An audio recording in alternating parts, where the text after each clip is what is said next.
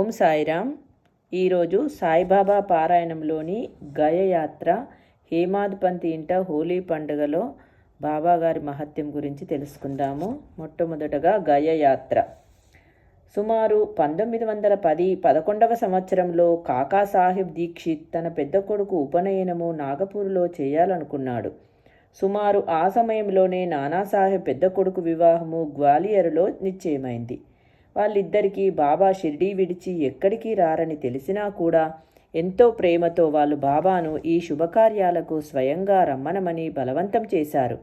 అయితే బాబా వాళ్లతో తాను రానని, శ్యామాను తీసుకొని వెళ్ళమని చెప్పి కాశీ ప్రయాగ యాత్రలు పూర్తి చేసుకొని శ్యామ గయకు వచ్చేసరికి తాను శ్యామ కంటే ముందే గయలో ఉంటానని శ్యామతో చెప్పారు. తర్వాత బాబా దగ్గర సెలవు తీసుకొని శ్యామ అప్పా కోతే పాటేల్తో కలిసి నాగపూర్, గ్వాలియర్ శుభకార్యాలకు హాజరై అక్కడి నుంచి కాశీకి వెళ్ళి 2 నెలలు అక్కడ ఉన్నారు. అక్కడ నుంచి అయోధ్యకు వెళ్ళి 21 రోజులు ఉన్నారు. అక్కడి నుంచి గయాకు వెళ్ళేటప్పుడు గయలో ప్లేగు ఉన్నదన్న సంగతి ఎవరి ద్వారానో తెలిసి చిరాకు పడ్డారు. రాత్రి సమయంలో గయలో దిగి ధర్మశాలలో బస చేశారు. ఉదయమే గయ పండా వచ్చి వాళ్లను బయలుదేరమని తొందర చేయగా శ్యామ గయలో ప్లేగు ఉన్నదా అని పండాను అడిగాడు. అప్పుడు పండా గయలో ప్లేగు లేదని వాళ్లే స్వయంగా వచ్చి చూసుకోవచ్చని చెప్పగా అందరూ కలిసి పండా ఇంటికి వెళ్ళారు. పండా వీరికి ఇచ్చిన వసతి చాలా పెద్దది. అయితే అక్కడ అన్నిటికంటే ఆకర్షణీయమైనది శ్యామకు కనిపించింది. అదేమిటో తెలుసా? శ్యామ మనసును దోచే సాయిబాబా పెద్ద ఫోటో అక్కడ గోడకు కనిపించింది. అది చూడగానే శ్యామ ఆపుకోలేని సంతోషం, బెంగలతో వెక్కి వెక్కి ఏడ్చాడు. అతను ఎప్పుడు బాబాతో చనువుగా తిరుగాడేవాడు. అతను బయలుదేరే ముందు బాబా శ్యామతో కాశీ ప్రయాగ యాత్రలు ముగించుకొని గయకు చేరేసరికి అంతకన్నా ముందు అక్కడుంటాననే మాట జ్ఞాపకం వచ్చింది. అంటే బాబానే స్వయంగా నేను గాయలో ఉంటానని చెప్పారు. అక్కడున్నది బాబా ఫోటో. బాబా తన ఫోటోకి తేడా లేదని స్పష్టం చేశారు కదా. ఎక్కడ షిరిడి, ఎక్కడ గయ, అంత దూరంలో బాబా దర్శనం శ్యామకు కలిగింది. ఇవన్నీ భావాలు మనసులో రేగుతుంటే శ్యామ ఏడుపును ఆపుకోలేకపోయాడు. ఆ భావాన్ని అణుచుకొని శ్యామ పండాను బాబా ఫోటో ఎక్కడిదని అడిగాడు. అప్పుడు పండా 12 సంవత్సరాల క్రితం బాబా కీర్తిని విని షిరిడీ వెళ్ళి బాబా దర్శనం చేసుకున్నానని, అప్పుడు శ్యామ అనే భక్తుని ఇంటిలో ఉన్న బాబా ఫోటో తనకెంతో నచ్చి అతన్ని అడిగితే అతను బాబా అనుమతి తీసుకొని ఆ ఫోటోను తనకిచ్చాడని చెప్పాడు. అప్పుడు శ్యామకు జరిగినదంతా గుర్తుకు వచ్చింది. తన కోసం ఫోటోనిచ్చిన శ్యామనే తన అతిథి అని తెలిసేసరికి పండా ఎంతో ఆనందించాడు. ఈ రకంగా బాబా తన భక్తులకు సంతోషాన్ని, తృప్తిని కలిగిస్తుండేవారు. ఇప్పుడు హేమాపంతి ఇంట హోలీ పండుగ ఎలా జరిగిందో తెలుసుకుందాము. 1917వ సంవత్సరం హోలీ పండుగ రోజు తెల్లవారుజామున హేమాద్ పంతుకొక కల వచ్చింది. చక్కని దుస్తులు ధరించిన సన్యాసిలాగా బాబా కనిపించి నిద్రలో నుంచి అతనిని లేపి తాను ఈరోజు వాళ్ళింటికి భోజనానికి వస్తున్నట్లు చెప్పారు. నిద్రలో నుంచి లేపినది కూడా కలలోని భాగమే. నిజంగా హేమాద్ పంతు లేచి చూసేసరికి సన్యాసి గాని బాబా గాని కనిపించలేదు.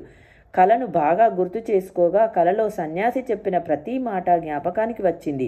బాబాతో అతని సహవాసము 7 సంవత్సరాల నుంచి ఉన్నప్పటికీ, బాబా ధ్యానము తాను ఎప్పటికీ చేస్తున్నప్పటికీ హేమాద్ పంతు బాబా షిరిడీ వదిలి తన ఇంటికి భోజనానికి వస్తారని అతను అనుకోలేదు. కానీ ఆ కల అతనికి ఎంతో సంతోషాన్ని ఇచ్చింది. అతడు తన భార్యతో కూడా ఈ కల సంగతి చెప్పగా ఆమె కూడా బాబా తమ ఇంటికి భోజనానికి వస్తారా అని అనుమానపడింది. అయితే హేమాద్ పంతు బాబా స్వయంగా రాకపోవచ్చు, కానీ ఏదో ఒక రూపంలో మాత్రం వస్తారు కాబట్టి వంట కాస్త ఎక్కువగా చేయమని చెప్పాడు. మధ్యాహ్నానికి హోలీ పూజ, వంట అన్నీ పూర్తయ్యాయి. విస్తర్లు వేసి, ముగ్గులు వేసి భోజనానికి 2 వరుసలలో హేమాద్ పంతు కూతుళ్ళు, అల్లుళ్ళు, కొడుకులు, కోడన్లు, మనుమలందరూ భోజనానికి సిద్ధంగా ఉన్నారు. మధ్యలో బాబా కోసం ఒక పీఠాన్ని వేసి ఉంచారు.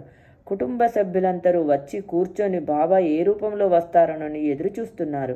మధ్యాహ్నం 12 గంటలు దాటినా ఎవరూ రాలేదు. ఇక చేసేదేమి లేక అందరూ భోజనానికి కూర్చున్నారు. భోజనం ప్రారంభించడానికి ముందు నెయ్యి వడ్డిస్తారు. అది కూడా అయ్యింది. ఇక భోజనం మొదలుపెట్టే సమయానికి మేడమెట్ల మీద చప్పుడైంది.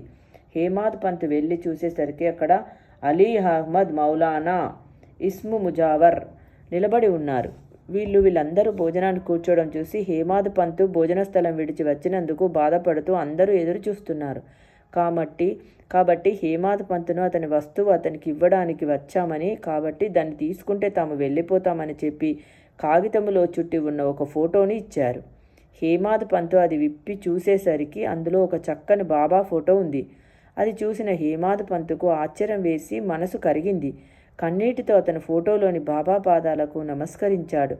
హేమాద్ పంతు భోజనాల దగ్గరకు ఆ ఫోటోని తీసుకుని వెళ్ళి బాబా కోసం వేసిన పీట మీద ఆ ఫోటో నుంచి వండిన పదార్థాలన్నీ వడ్డించి నైవేద్యం పెట్టి తర్వాత అందరూ భోజనాలు పూర్తి చేశారు. ఈ విధంగా బాబా తను స్వయంగా భోజనానికి వస్తున్నానని చెప్పారు, కానీ తన ఫోటో అని చెప్పలేదు. కాబట్టి ఇక్కడ కూడా మనకు బాబాకి ఫోటోకి తేడా లేదన్న సంగతి నిర్ధారణ అయ్యింది.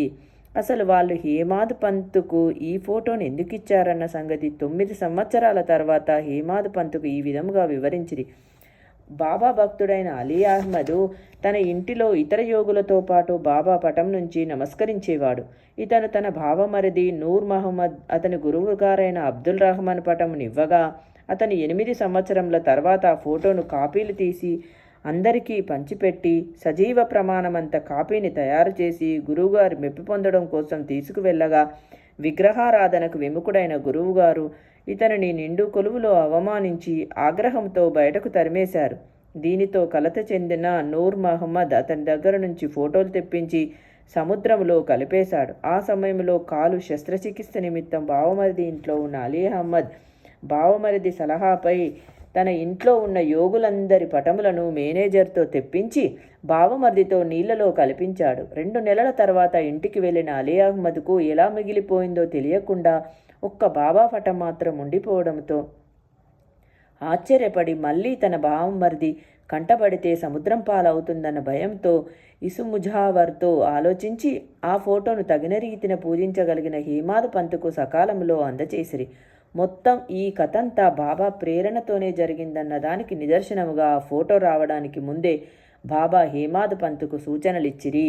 ఇప్పటి వరకు విన్న కథలలో బాబాను స్వయంగా దర్శించిన వాళ్ళకి ఫోటో రూపంలో బాబా నిదర్శనం చూపడం విన్నాం. మరి మనకు కావలసినది బాబాను స్వయంగా దర్శించని వాళ్ళు బాబా ఫోటోను చూస్తే బాబాను చూసినట్లు అవుతుందా అంటే దానికి సమాధానం ఇప్పుడు చదవబోయే కథ. ఈ కథ వింటే మనందరకు కూడా బాబాను దర్శించినట్లే అనుభూతి కలుగుతుంది. రేపటి వీడియోలో ఆ కథలు నేర్చుకుందాము. ఓం సాయిరామ్.